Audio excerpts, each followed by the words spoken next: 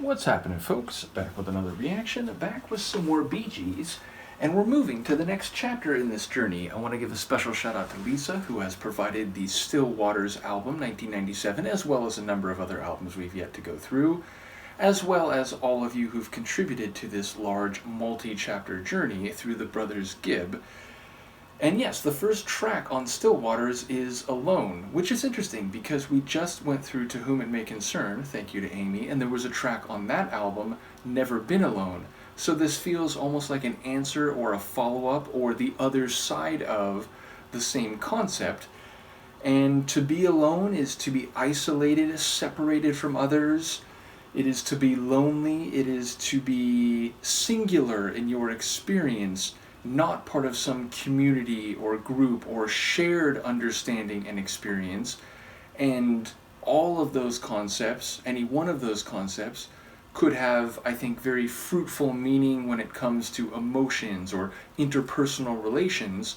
And of course, knowing a little bit now about the Brothers Gibb and their songwriting, I wouldn't be surprised if it functions on multiple levels. There might be a specific narrative and a particular person who is alone, but that might speak to the idea of, again, being separated from or apart from others and shared experiences, communal experiences. So let's see what I can catch on a first listen. This is the Bee Gees. The tune is Alone, and it's the first track on their 1997 album, Still Waters.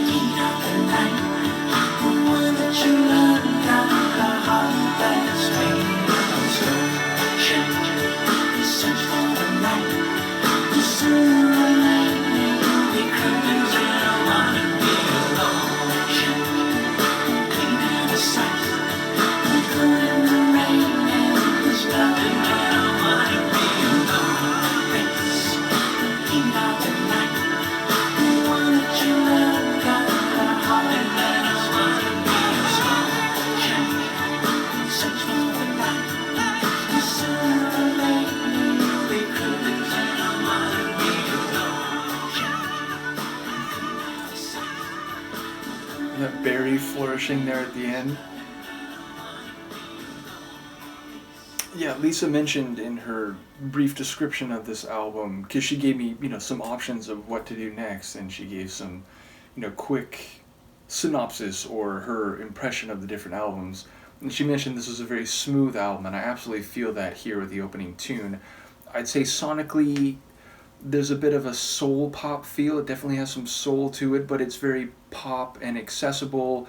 There's a bit of like a folk pop sound too. I think there's some guitar in there, and it just kind of has a simple way about it. So yeah, smooth, soulful, and yet simple, and even a bit folksy is the Venn diagram I would put this one in. I think that's Barry doing the lead vocals, is that right? Though the I Don't Want to Be Alone, that didn't sound like Barry, and I don't know if that's Mo or my impression of what I think Mo sounds like. Nevertheless, I do wonder, in fact, like now I'm second guessing that. Is it Robin? I'm not sure. Either way, the lead vocal I think is done by Barry. And yeah, I enjoy it feels like it's both sides here. It feels like there was a line or a pair of lines early on where he was talking about like the other person's body trembling and so on, but then immediately there was a suggestion that they were alone, whether I think that was the narrator himself or maybe, the woman that he's with. So it sounded like there was actual intimacy and connection, and yet still a feeling of loneliness. And then I think there was a reference to like Wheel of Fortune, Twist of Fate, but they always end up alone. And so the idea that on a long lifetime, a lifetime of seeking companionship, partnership, intimacy, love, this person has been unfortunate and they have found themselves lonely and alone more than they would like, and they don't want to be that. But I feel also like there is a suggestion of a varying of fortunes over time, a wheel of fortunes that is being spun and played out here. So it sounds like at different times how lonely they are or how alone they are has actually varied. But yeah, I enjoy the vocal stylings that the lead vocal does, which again I think is Barry, and right at the end they're flourishing greatly.